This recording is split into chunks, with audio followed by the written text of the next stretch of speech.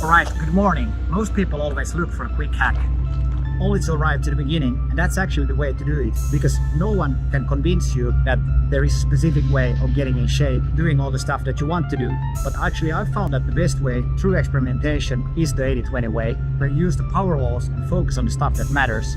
Not only will that get you in great shape, it will also get you to a muscle up world record, as well as calisthenics, bodyweight, national championships, both of which I'm training for at the moment.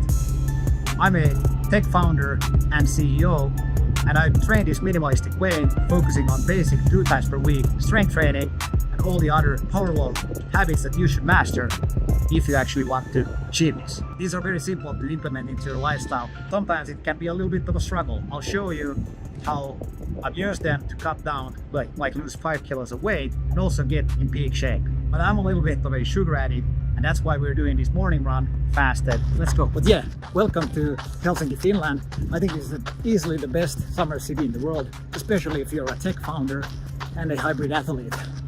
Like, you can come out for a morning run. I mean, look at the scenery. I love it.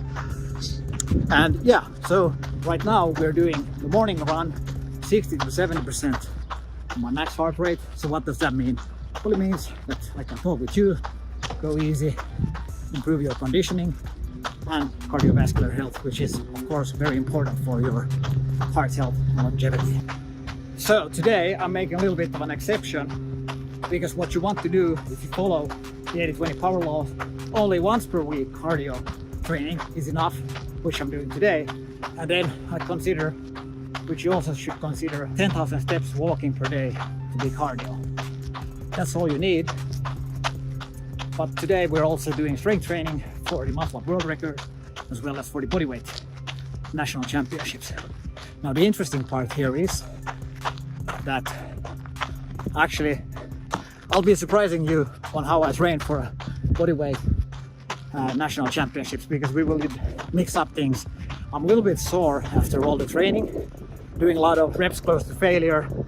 The nervous system is extremely taxing on it, and at the same time I'm in a calorie deficit, so I'm trying to lose the weight, and that means that it can be, to be in a catabolic state, it can be a little bit tiring. We'll also sit down. We are building a Cyberpunk VR game. We have 20,000 customers in the US, and yeah, we're gonna sit down with our CTO and marketing manager. All right, and this is very easy to implement if you want to do it exactly as I do it. And I'm not the best runner in the world, but I'm okay. Like, my VO2 max is like 48, and that's like above average. And if you live a busy life, then I recommend that you do this. So I do like 1 hour of running per week. 50 minutes is at this pace. Basically I can talk, but it feels a little intense. 10 minutes is then sprinting, pushing the heart rate like a hit style.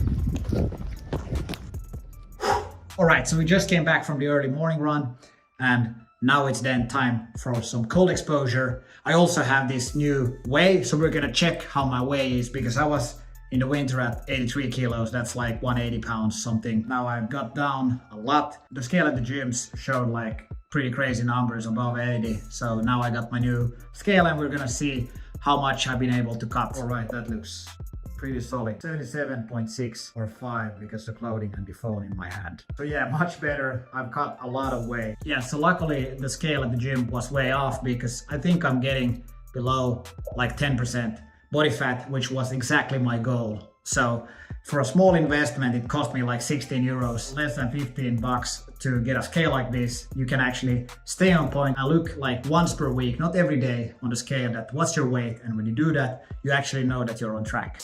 All right, so next up, we do what 99% of people do the wrong way. 99% of people use it the wrong way, even elite athletes. And with the rise of Wim Hof, which I've been doing for over half a decade, it's really great, but in some ways it's also overrated, especially if you use it the wrong way.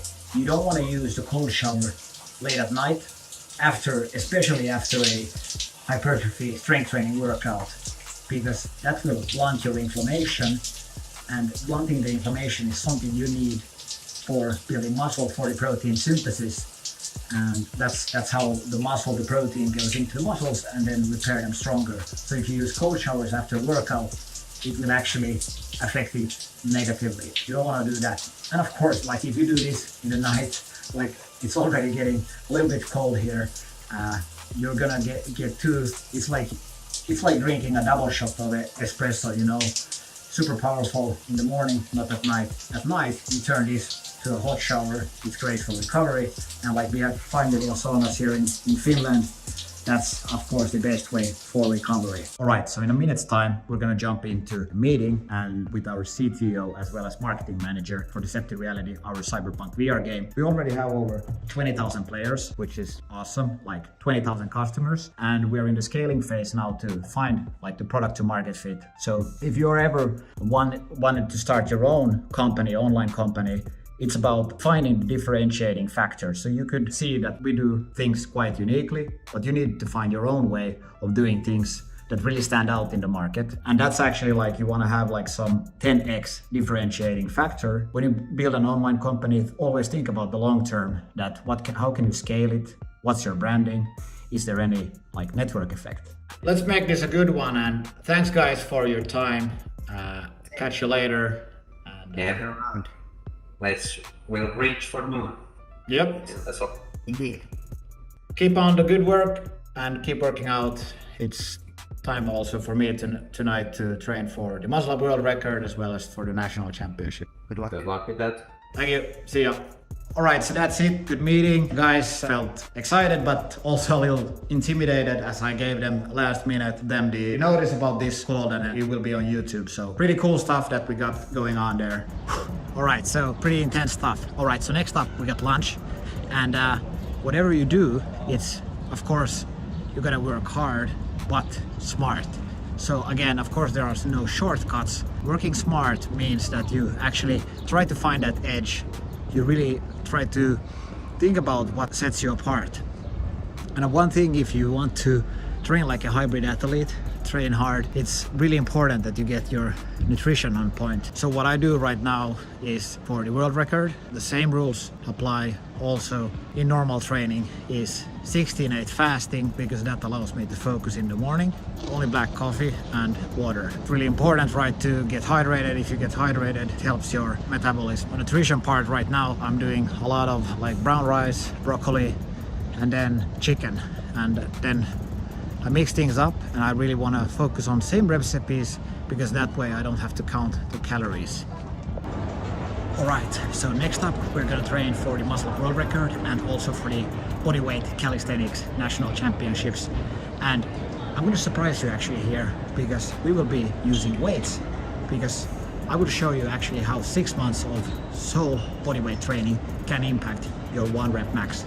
So I'm gonna show you how 2 times per week bodyweight training for 6 months actually can improve your 1 rep max. And I'm also a little bit tired of all muscle up training, like the nervous system gets super overloaded when you go all the time reps close to failure, or reps to failure in this case. So now you will see I'm living proof that bodyweight training actually works, that you can build 1 rep max strength and muscle using it by going with the weights this time around to mix it up. And I definitely don't have anything against it. So let's go. All right, so the reason why I'm mixing things up with the weights is because, well, it's a little bit fun to actually challenge myself and see how powerful the 80-20 system is relying on only bodyweight exercises. So I want you to really think about this, that when you use your own body weight as resistance, your body won't recognize the difference are you using weights or your own body weight pushing against gravity. If you go reps close to failure with 15 repetitions, it's likely in push-pull legs, which are the major muscle groups, you will get results in strength, muscle building, and endurance.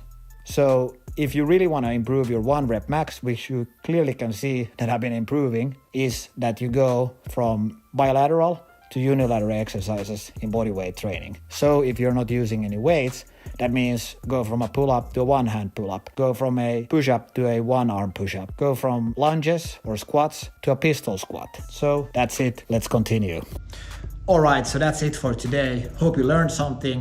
If you did, you know what to do once you actually find out that there is no quick hack. Like Neo says in Matrix, there is no spoon, or something like this he said. But yeah, really important to arrive to the conclusion yourself that there is no hack, and when you find out that you're ready to begin. So really focus on the basics.